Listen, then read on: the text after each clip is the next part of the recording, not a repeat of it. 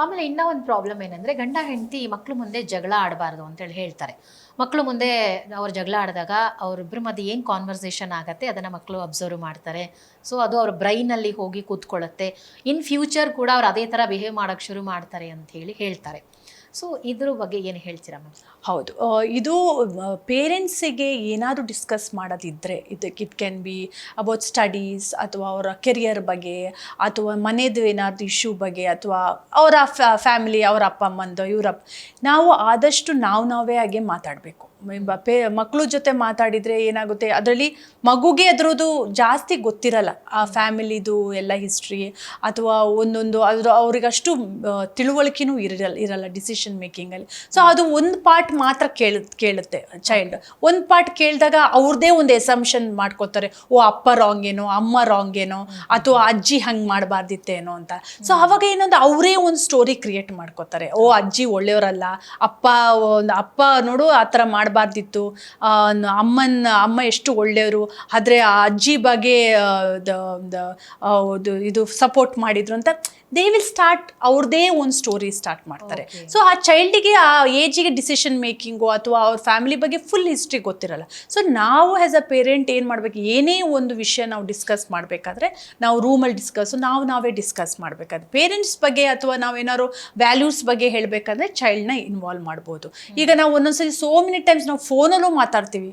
ಈಗ ಒಂದೊಂದು ನಮ್ಮ ಕೊಲೀಗ್ಸ್ ಬಗ್ಗೆ ನಾವು ಕೆಟ್ಟದ್ದು ಮಾತಾಡ್ತೀವಿ, ಅಥವಾ ನಾವು ಏನೋ ಒಂದು ನಮ್ಮ ಫ್ರೆಂಡ್ಸ್ ಬಗ್ಗೆ ನಾವು ಚೆನ್ನಾಗಿ ಮಾತಾಡ್ತೀವಿ, ನಾವು ಕಾಫಿ ಕುಡಿತಾ, ಬಟ್ ಸಡನ್ನಾಗಿ ನಾವು ಇನ್ನೊಬ್ರು ಅವಳ ಬಗ್ಗೆ ನಾವು ಬೇರೆ ಇನ್ನೊಂದು ಫ್ರೆಂಡ್ ಜೊತೆ ಏನೋ ಕೆಟ್ಟದ್ದು so child will be confuse, ಅಮ್ಮನ ಬೆಸ್ಟ್ ಫ್ರೆಂಡ್ ಜೊತೆ ಫ್ರೆಂಡ್ನ ನಾವು ಕೆಟ್ಟದಾಗಿ ಮಾತಾಡ್ತಾ ಇದ್ದಾಳಲ್ಲ ಅಮ್ಮ ಅಂತ. ಸೊ ಆವಾಗ ಚೈಲ್ಡಿಗೆ ಒಂಥರ ಯಾವ ಥರ ನಾವು ಇರಬೇಕು ಫ್ರೆಂಡ್ಸ್ ಜೊತೆನೂ ಅಂತಲೂ ಕನ್ಫ್ಯೂಸ್ ಆಗುತ್ತೆ. ಸೊ ಫೋನಲ್ಲಿ ಮಾತಾಡೋದಾಗಿರಲಿ ಅಥವಾ ನಾವು ನಮ್ಮ ಅಕ್ಕಪಕ್ಕ ಕೂತ್ಕೊಂಡು ನಾವು ತಿಳ್ಕೊತೀವಿ, ಅವ್ರು ಕೇಳಿಸ್ಕೊಳಲ್ಲ ಅಂತ ಎಲ್ಲ ಕೇಳಿಸ್ಕೊತಾರೆ. ಎಸ್ಪೆಷಲಿ ಅಬೌಟ್ 10 years ಟೀನೇಜರ್ಸ್ ಅಂತೂ ನಾವು ಹೇಗಿರ್ತೀವಿ ಅದೇ ಥರ ಅವ್ರು ಇರ್ತಾರೆ. ಸೊ ನಾವು ಯಾವ ಥರ ಮಾತಾಡ್ತೀವಿ, ಯಾವ ಥರ ಇರ್ತೀವಿ place a very important. Okay. So ಆಮೇಲೆ ಇವಾಗ ಮಕ್ಕಳಲ್ಲಿ ಇರುವಂಥ ಒಂದಷ್ಟು ಸಮಸ್ಯೆಗಳು ನೀವು ಹೇಳಿದ್ರಿ. ಈಗ ಮಕ್ಕಳು ಹಠ ಮಾಡ್ತಾರೆ. ಯಾಕೆ ಹಠ ಮಾಡ್ತಾರೆ? ಒಂದು, ಈಗ ನೋಡಿದ್ದೆಲ್ಲ ಬೇಕು ಅನ್ನುವಂಥದ್ದು ಮಕ್ಕಳ ಒಂದು ಸ್ವಭಾವ. ಆಮೇಲೆ ಕೆಲವು ಮಕ್ಕಳಿಗೆ ನಮ್ಮ ಪೇರೆಂಟ್ಸ್ಗೆ ಗೊತ್ತಾಗ್ಬಿಡುತ್ತೆ, ನಮ್ಮ ಪೇರೆಂಟ್ಸು ಅಂದರೆ ಫೈನಾನ್ಷಿಯಲಿ ಸ್ಟೇಬಲ್ ಇದ್ದಾರೆ, ನಾವೇನು ಕೇಳಿದ್ರು ಕೊಡಿಸ್ಬಿಡ್ತೀವಿ ಅಂತೇಳಿ. ಪಾಪ ಇನ್ನು ಕೆಲವರು ಹಳ್ಳಿಗಳಿರುವಂಥ ಮಕ್ಕಳಿಗೆ ಅವ್ರ ಆಸೆನೇ ಪಡಲ್ಲ, ಈ ಏನು ಸಣ್ಣ ಪುಟ್ಟದ ಆಸೆ ಪಡ್ತಾರೆ ಹೊರತು ಹಳ್ಳಿ ಮಕ್ಕಳಿಗೂ ಮತ್ತು ಸಿಟಿ ಮಕ್ಕಳಿಗೂ ಸಿಕ್ಕಾಪಟ್ಟೆ ಡಿಫ್ರೆನ್ಸ್ ಇರುತ್ತೆ. ಆಮೇಲೆ ಹೈಪರ್ ಆ್ಯಕ್ಟಿವ್ ಮಕ್ಕಳು ಅಂತ ಕೂಡ ನಾವು ಹೇಳ್ತೀವಿ. ಅವ್ರು ಯಾಕೆ ಹೈಪರ್ ಆ್ಯಕ್ಟಿವ್ ಆಗ್ತಾರೆ ಅಂತ ಹೇಳಿ, ಒಂದು, ಈಗ ತುಂಬ ಹಠ ಮಾಡೋ ಮಕ್ಕಳು ಇರ್ತಾರೆ, ಅದು ಗ್ರಾಮೀಣ ಪ್ರದೇಶ ಮತ್ತು ಸಿಟಿಯಲ್ಲಿ ಡಿಫ್ರೆನ್ಸ್ ಇರುತ್ತೆ. ಬಟ್ ಹೈಪರ್ ಆ್ಯಕ್ಟಿವ್ ಅಂತ ಬಂದಾಗ ಸಿಟಿಯಲ್ಲಿ ಬೆಳೆಯುವಂಥ ಮಕ್ಕಳೇ ಹೈಪರ್ ಆ್ಯಕ್ಟಿವ್ ಜಾಸ್ತಿ, ಗ್ರಾಮೀಣ ಪ್ರದೇಶಗಳಲ್ಲಿ ಮಕ್ಕಳು ಸ್ವಲ್ಪ ಸಾಫ್ಟೇ ಇರ್ತಾರೆ. ಸೊ ಏನು ಡಿಫ್ರೆನ್ಸ್, ಅದು ಡಿಪೆಂಡ್ ಆನ್ ಪೇರೆಂಟ್ಸ್ ಜೀನಾ ಅಥವಾ ಬೆಳೆಯುವಂಥ ವಾತಾವರಣವ ಹೇಗೆ ಅಂತ? ಓಕೆ. ಸೊ ಈಗ ಸಿಟಿಯಲ್ಲಿರೋ ಮಕ್ಕಳುಗಳು ಸ್ವಲ್ಪ ತುಂಬ ಸ್ಮಾರ್ಟ್ ಇದ್ದಾರೆ, ತುಂಬ ಆ್ಯಕ್ಟಿವ್ ಇದ್ದಾರೆ, ಯಾಕಂದರೆ ಅವ್ರಿಗೆ ಅಷ್ಟೊಂದು ಎಕ್ಸ್ಪೋಜರ್ ಇದೆ. ಓಕೆ. ಸೊ ಹೈಪರ್ ಆ್ಯಕ್ಟಿವ್ ಒಂದು ಸ್ವಲ್ಪ ಹೈಪರ್ ಆ್ಯಕ್ಟಿವ್ ಅಂತ ಹೇಳೋದು ಒಂದೊಂದ್ಸತಿ ಏನಾದ್ರು ಅವ್ರಿಗೆ ಒಂದು ತುಂಬ ಅಟೆನ್ಷನ್ ಸ್ಪ್ಯಾನ್ ಇರಲ್ಲ ಅಂತ ಹೇಳ್ತೀವಿ ಹೈಪರ್ ಆ್ಯಕ್ಟಿವ್ ಮಕ್ಕಳಿಗೆ. ಓಕೆ.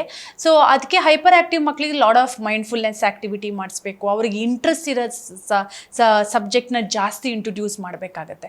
ಸೊ ಏನಾಗುತ್ತೆ ಅಂದರೆ ನಾವು ಈಗ ಮಕ್ಕಳುಗಳು ತುಂಬ ಆ್ಯಕ್ಟಿವ್ ಬೆಂಗಳೂರಲ್ಲಿ ಅಥವಾ ಸಿಟಿ ಪ್ಲೇಸಲ್ಲಿ, ಯಾಕಂದರೆ ಅವರು ಒಂದರಲ್ಲಿ ಅವ್ರಿಗೆ ಇಷ್ಟಪಡಲ್ಲ, ಅವರಿಗೆ ಎಕ್ಸ್ಟ್ರಾ ಕರಿಕ್ಯುಲರ್ ಆ್ಯಕ್ಟಿವಿಟೀಸು ಬೇಕು, ಫ್ರೆಂಡ್ಸು ಬೇಕು, ಸ್ಟಡೀಸು ಬೇಕು, ಇಲ್ಲಿ ವಿಡಿಯೋ ಗೇಮ್ ಆಟಾಡಬೇಕು, ಎಲ್ಲದರಲ್ಲೂ ಇರಬೇಕು ಅವ್ರಿಗೆ.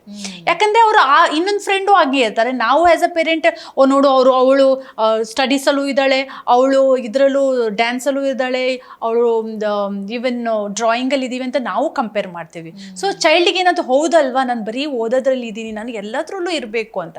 ಸೊ ಎಲ್ಲದರಲ್ಲೂ ಆಗ್ತಾರೆ, ಮಾಸ್ಟರ್ ಆಫ್ ನನ್ ಆಗ್ತಾರೆ. Okay. So city life in a way it's nice. ಮಗಳು ಸುಮ್ಮನೆ ಗ್ಯಾಜೆಟ್ಸಲ್ಲಿ ಇರೋ ಬದಲು ಅವರು ಬೇರೆ ಬೇರೆ ಆ್ಯಕ್ಟಿವಿಟೀಸಲ್ಲಿ ಇರ್ಬೋದು. ಬಟ್ ತುಂಬ ಆ್ಯಕ್ಟಿವಿಟೀಸಲ್ಲಿ ಹಾಕ್ಬಿಟ್ರೆ ಏನಾಗುತ್ತೆ, ಸ್ಟ್ರೆಸ್ ಆಗ್ಬೋದು. ಆಮೇಲೆ ಚೈಲ್ಡಿಗೆ ಇಲ್ಲಿ ಪ್ರಾಜೆಕ್ಟ್ ವರ್ಕ್, ಹೋಮ್ವರ್ಕ್ ಎಲ್ಲ ಪೆಂಡಿಂಗ್ ಆಗ್ಬೋದು. ಸೊ ನಾವು as a parent we should know child ಯಾವ್ದು ಸ್ಟ್ರೆಂತ್ ಇದೆ, ಯಾವುದ್ರಲ್ಲಿ ಆಸಕ್ತಿ ಇದೆ, ಅದಕ್ಕೆ ಜಾಸ್ತಿ ಕೊಟ್ಟರೆ it's 1 or 2 extra curricular activities is more than enough. ಎಲ್ಲದು ಹಾಕೋಕ್ಕಾಗಲ್ಲ. ಇಲ್ಲಿ ಪಿಯೋನ ಹಾಕೋದು, ಡ್ರಾಯಿಂಗ್ ಕ್ಲಾಸಿಗೆ ಹಾಕೋದು, ಅಲ್ಲಿ ಫುಟ್ಬಾಲಿಗೆ ಹಾಕೋದು, ಅಲ್ಲಿ ಡ್ಯಾನ್ಸ್ ಕ್ಲಾಸಿಗೆ, ಎಲ್ಲ ಕ್ಲಾಸ್ ಬರೀ ಪಿಕ್ ಡ್ರಾಪ್ ಕ್ಲಾಸ್ ಹೋಗ್ತಾ ಹೋಗ್ತಾ ಹೋಗ್ತಾ child is not mastering anything there. So 2 extra curricular activities with studies more than enough. Okay. ಆಮೇಲೆ ಈಗ ಚಿಕ್ಕ ವಯಸ್ಸಿಂದನೇ ಕೆಲವು ಮಕ್ಕಳಿಗೆ ಓದಕ್ಕೆ ಹೋಗಲ್ಲ, ಓದಕ್ಕೆ ಹೆಚ್ಚು ಇಂಟ್ರೆಸ್ಟ್ ತೋರಿಸಲ್ಲ ಅಂತೇಳಿ ಚಿಕ್ಕ ವಯಸ್ಸಿಗೆ ಟ್ಯೂಷನ್ ಕ್ಲಾಸ್ಗೆ ಹಾಕ್ಬಿಡ್ತಾರೆ. ಕೆಲವರಂತೂ ಫಸ್ಟ್ ಸ್ಟ್ಯಾಂಡರ್ಡಿಂದ 10th ಸ್ಟ್ಯಾಂಡರ್ಡ್ವರೆಗೂ ಟ್ಯೂಷನ್ಸಲ್ಲೇ ಮುಳುಗಿಸ್ಬಿಟ್ಟಿರ್ತಾರೆ. ಸ್ಕೂಲಿಂದ ಬಂದ ತಕ್ಷಣ ಟ್ಯೂಷನ್ಗೆ ಹೋಗು ಅನ್ನುವಂಥದ್ದು. ಆಮೇಲೆ ಕೆಲವು ಮಕ್ಳಿಗೆ ಹೇಳ್ತಾರೆ 10ನೇ ಕ್ಲಾಸ್ ದಾಟಿದ್ಮೇಲೆ ಅವ್ರಿಗೊಂದು ಮೆಚುರಿಟಿ ಬರುತ್ತೆ, ಅವರಾಗವರೇ ಓದ್ಕೊಳ್ತಾರೆ ಅನ್ನುವಂಥ ಒಂದು ಅಭಿಪ್ರಾಯಗಳು ಬೇರೆ ಪೇರೆಂಟ್ಸ್ಗಿದೆ.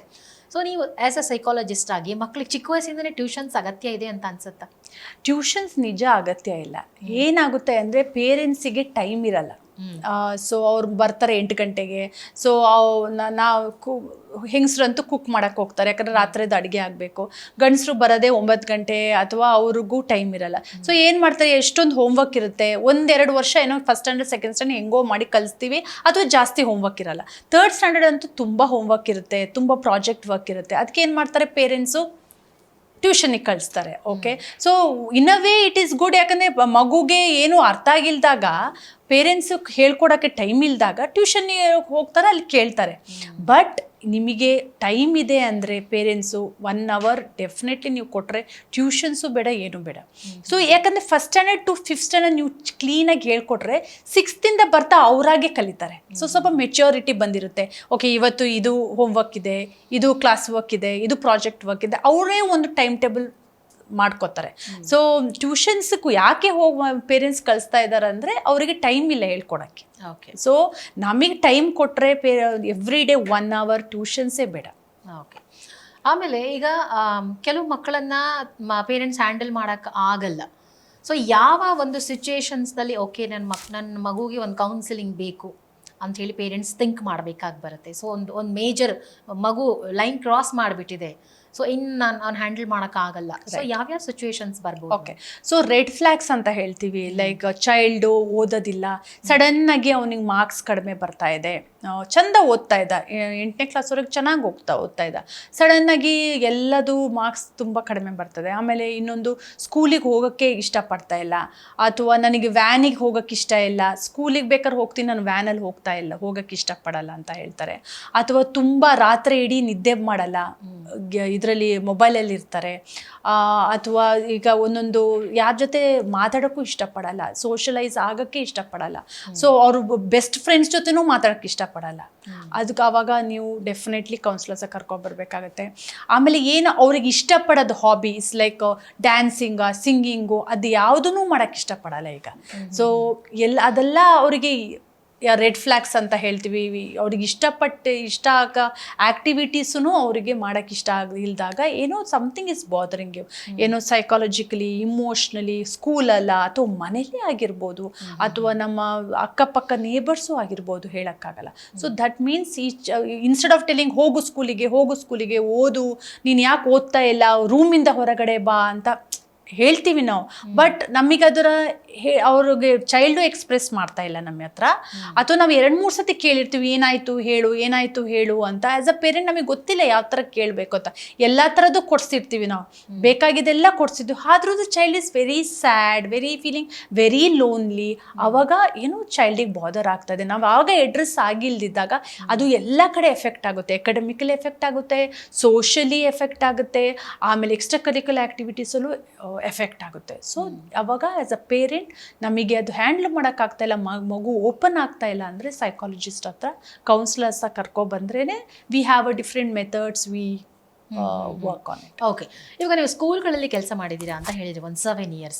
ಸೊ ಅಲ್ಲಿ ನೋಟಿಸ್ ಮಾಡಿರುವಂಥ ಪ್ರಾಬ್ಲಮ್ಸ್ ಏನು? ಸ್ಕೂಲ್ಗಳಲ್ಲಿ ಮಕ್ಕಳ ಬಿಹೇವಿಯರ್ ಹೇಗಿರುತ್ತೆ? ಸ್ಕೂಲಲ್ಲಿ ಈಗ ಟೀಚರ್ಸ್ ನನಗೆ ಬಂದು ಹೇಳೋದು, ಮ್ಯಾಮ್ ಇವನು ಈ ಚೈಲ್ಡ್ ಕೂತ್ಕೊಳೋದೇ ಇಲ್ಲ ಕ್ಲಾಸಲ್ಲಿ, ತುಂಬ ಡಿಸ್ಟ್ರಾಕ್ಟಿವ್. ಆಮೇಲೆ ಇನ್ನೊಂದು ಬೇರೆಯವರಿಗೆ ಸುಮ್ಮನೆ ನಿಕ್ ನೇಬಲ್ ಕರೀತಿರ್ತಾನೆ, ವಾಶ್ರೂಮಲ್ಲೆಲ್ಲ ನೀರು ಹಾಕೋದು, ಹೊಡಿಯೋದು. ಆಮೇಲೆ ಸುಮಾರು ದಿನ ಸ್ಕೂಲಿಗೆ ಬರಲ್ಲ, ಸೊ ಸ್ಕೂಲಿಗೆ ಬರೆದಾಗ ಪೇರೆಂಟ್ಸ್ನ ಕರಿತಿದ್ದೆ, ಯಾಕೆ ಸ್ಕೂಲಿಗೆ ಬರ್ತಾ ಇಲ್ಲ ಚೈಲ್ಡು, ಒಂದೊಂದ್ಸತಿ ಚೈಲ್ಡಿಗೆ ಸಬ್ಜೆಕ್ಟು ಡಿಫಿಕಲ್ಟ್ ಆಗ್ತಿತ್ತು, ಅಥವಾ ಇನ್ನೊಂದು ಏನೋ ಫ್ರೆಂಡ್ಸ್ ಯಾರೋ ಬುಲ್ಲಿ ಮಾಡ್ತಾಯಿದ್ದು, ಅಥವಾ ಹೆಲ್ತ್ ಇಶ್ಯೂಸ್ ಆಗಿರುತ್ತೆ, ಅಥವಾ ಮನೇಲಿ ಯಾರೋ ಒಬ್ಬರು ಅಪ್ಪ ಅಮ್ಮನ ಯಾರೋ ತೀರು ಹೋಗಿರ್ತಾರೆ, ಸೊ ಅಲ್ಲಿ ಗ್ರೀಫ್ ಥೆರಪಿ ಮಾಡಬೇಕಾಗುತ್ತೆ. ಸೊ ಸ್ಕೂಲಿಂದ ಬಿಡೋದು ಆಪ್ಷನ್ ಅಲ್ವಾ, so we have to work on the child. Therapy ಮಾಡಿದಾಗ, ಗ್ರೀಫ್ ಥೆರಪಿ ಅಂತ ಮಾಡಿದಾಗ ಚೈಲ್ಡಿಗೆ ಶಿಲ್ ಓವರ್ಕಮ್ ದಟ್ ಸ್ಯಾಡ್ನೆಸ್. ಸೊ ಅದೊಂದು ಇಶ್ಯೂ ಆಗುತ್ತೆ. ಆಮೇಲೆ ಏನಂತ ಒಂದೊಂದ್ಸತಿ ಏನಾಗುತ್ತೆ, child is very good at studies but socially ಅಷ್ಟು ಮಿಂಗಲ್ ಆಗಲ್ಲ. ಸೊ ನಾವು ಗ್ರೂಪ್ ಆ್ಯಕ್ಟಿವಿಟಿ ಮಾಡ್ತೀವಿ, ಲಾಟ್ ಆಫ್ ಸೋಷಲ್, ಯಾವ ಥರ ನಾವು ಓಪನ್ ಅಪ್ ಆಗಬೇಕು, ಯಾವ ಥರ ನಾವು ಎಂಪತಿ ತೋರಿಸ್ಬೇಕು, ಯಾವ ಥರ ಮಾತಾಡಬೇಕು ಅಂತ ಗ್ರೂಪ್ ಆ್ಯಕ್ಟಿವಿಟೀಸ್ ಮಾಡ್ತೀವಿ. ಸೊ ಮೇನ್ಲಿ ಕ್ಲಾಸಲ್ಲಿ ಡಿಸ್ಟ್ರಾಕ್ಷನು, ಆ್ಯಂಗರು, ಸಿಟ್ಟು ಬರೋದು, ಸೋಷಲಿ ಮಿಂಗಲ್ ಆಗಲ್ಲ, ಅದೆಲ್ಲ ನಾವು ಸ್ಕೂಲಲ್ಲಿ ಅಡ್ರೆಸ್ ಮಾಡ್ತೀವಿ. ಅದಲ್ಲದೆ ಲೈಫ್ ಸ್ಕಿಲ್ ಸೆಷನ್ಸ್ ತಗೊತಿದ್ದೆ ಮಕ್ಕಳಿಗೆ, ವೇರ್ ನಾನು 1000 ಮಕ್ಕಳಲ್ಲಿ I was one psychologist. So it's was very difficult to ಎಲ್ಲರದು ಅಡ್ರೆಸ್ ಮಾಡೋಕ್ಕೆ ಅಲ್ವಾ. ಸೊ ಮೇಜರ್ ಇಶ್ಯೂ ಇದ್ದಾಗ ನಾನು ಅಡ್ರೆಸ್ ಮಾಡ್ತಾ ಇದ್ದೆ ಚೈಲ್ಡನ್ನ. ಇಲ್ದಿದ್ರೆ ನಾನು ಗ್ರೂಪ್ ಆ್ಯಕ್ಟಿವಿಟಿ ತಗೊತಿದ್ದೆ. ಗ್ರೂಪ್ ಆ್ಯಕ್ಟಿವಿಟಿಲಿ ಲೈಕ್ ಫ್ರೆಂಡ್ಶಿಪ್ ಬಗ್ಗೆ ಹೇಳ್ಕೊಡ್ತಿದ್ದೆ ಅವರಿಗೆ. ಆಮೇಲೆ ಮೈಂಡ್ ಮ್ಯಾಪಿಂಗ್, ಯಾವ ಥರ ಓದಬೇಕು ಒಂದು ಏನೇ ಟಾಪಿಕ್ ಆಗಲಿ. ಆಮೇಲೆ ಆ್ಯಂಟಿ ಬುಲ್ಲಿ ಮಾಡಿದರೆ ಏನಾಗುತ್ತೆ, ನಿಮಗೂ ಏನಾಗುತ್ತೆ, ಅಪೋಸಿಟ್ ಪರ್ಸನ್ಗೆ ಏನಾಗುತ್ತೆ ಅಂತ.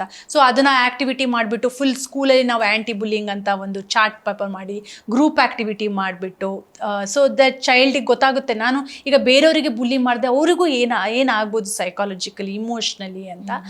ಸೊ ಅದು ಆ್ಯಂಟಿ ಬುಲ್ಲಿಂಗ್ದು ಒಂದು ಆ್ಯಕ್ಟಿವಿಟಿ. ಆಮೇಲೆ ಫಸ್ಟ್ ಡೇ ಮಕ್ಕಳು ಈಗ ಬೇರೆ ಸ್ಕೂಲಿಂದ ಬಂದಿರ್ತಾರೆ ನಮ್ಮ ಈ ಹೊಸ ಸ್ಕೂಲಿಗೆ. ಸೊ ಅಲ್ಲಿ ನಾವು ಹೇಗೆ ನಾವು ಮಕ್ಕಳನ್ನ ಫ್ರೆಂಡ್ಲಿ ಎನ್ವೈರ್ಮೆಂಟನ್ನು ಅವ್ರನ್ನ ಕ್ರಿಯೇಟ್ ಮಾಡೋದು ಅದು. ಆಮೇಲೆ lot of like self love ಬಗ್ಗೆ ಇಂಟ್ರೊಡ್ಯೂಸ್ ಮಾಡ್ತೀನಿ. ಲೈಕ್ ಹೌ ಹಾಬೀಸ್ನ ನೀವು ಹೇಗೆ ಕಲ್ಟಿವೇಟ್ ಮಾಡಬೇಕು, every day you have to do at least 30 minutes. It can be craft, it can be cooking, it can be singing, yoga, ಏನೇ ಆದರೂ 30 minutes give time for your self love. ಆಮೇಲೆ gratitude journal ಬಗ್ಗೆ, ಜರ್ನಲಿಂಗಿಂದೇ ಒಂದು ಲೈಫ್ ಸ್ಕಿಲ್ ಸೆಷನ್ಸ್ ಮಾಡ್ತೀನಿ. ಈಗ ಎಷ್ಟೇ ನಾನು ಗೌರ್ಮೆಂಟ್ ಸ್ಕೂಲಲ್ಲಿ ನಾನು ಕೆಲಸ ಮಾಡಿದೆ, ಅವ್ರು ಎಷ್ಟೇ ಅವ್ರ ಹತ್ರ ದುಡ್ಡು ಇಲ್ದಿದ್ರು but they are so grateful to be in that school. ಫ್ರೀಯಾಗಿ ಬ್ಯಾಗ್ ಕೊಡ್ತಾರೆ, ಫ್ರೀಯಾಗಿ ಕ್ಲಾಸ್ ರೂಮ್ ಅಂತೂ ತುಂಬಾ ಚೆನ್ನಾಗಿರುತ್ತೆ ಈಗ ಗೌರ್ಮೆಂಟ್ ಸ್ಕೂಲ್ಸ್ಗಳೇ, ಬಿಕಾಸ್ ಅಲ್ಲಿ ಎಲ್ಲದೂ ಬಂದು ಇನ್ಸ್ಟಾಲ್ ಮಾಡಿರ್ತಾರೆ. ಇದು ಪ್ರೊಜೆಕ್ಟರ್ ಆಗಿರಲಿ, ವಾಶ್ರೂಮ್ ಆಗಿರಲಿ. ಸೊ ಅಟ್ಲೀಸ್ಟ್ ಅವ್ರ ಪೇರೆಂಟ್ಸಿಗೆ ಅವ್ರು ನೋಡ್ಕೊಳಕ್ಕಾಗಿದ್ರೆ ಫ್ರೀಯಾಗಿ ಅವ್ರಿಗೆ ಓದೋದು ಸಿಗ್ತಾ ಇದೆ, right? So being grateful for what they have, not only in government school, even private schools ಅಲ್ಲಿ very important to teach them gratitude of what they have. So life skill sessions ತುಂಬ ಮಾಡಿದ್ದೀನಿ. ಸೊ ಆಲ್ ದೀಸ್ ಟಾಪಿಕ್ಸ್ಗೆ self love, self awareness, connection, tree of connection, how is your connection with your parent, with your brother, with your neighbours. So ನಮಗೆ ಅಲ್ಲಿ ಗೊತ್ತಾಗುತ್ತೆ ಒಂದೊಂದ್ಸತಿ parents ಜೊತೆ ಕನೆಕ್ಷನೇ ಇರಲ್ಲ, ಅವರು neighbours ಜೊತೆ, ಸಿಸ್ಟರ್ಸ್ ಜೊತೆ. ಸೊ ನಮಗಲ್ಲಿ ಅಂಡರ್ಸ್ಟ್ಯಾಂಡ್ ಆಗುತ್ತೆ ಟ್ರೀ ಆಫ್ ಕನೆಕ್ಷನ್ಸ್ ಯಾವ ಥರ ಇದೆ ಅಂತ. So these are all the life skills ನಾನು ಸೆಷನ್ಸ್ ಮಾಡಿದ್ದೀನಿ ಮಕ್ಕಳಿಗೆ.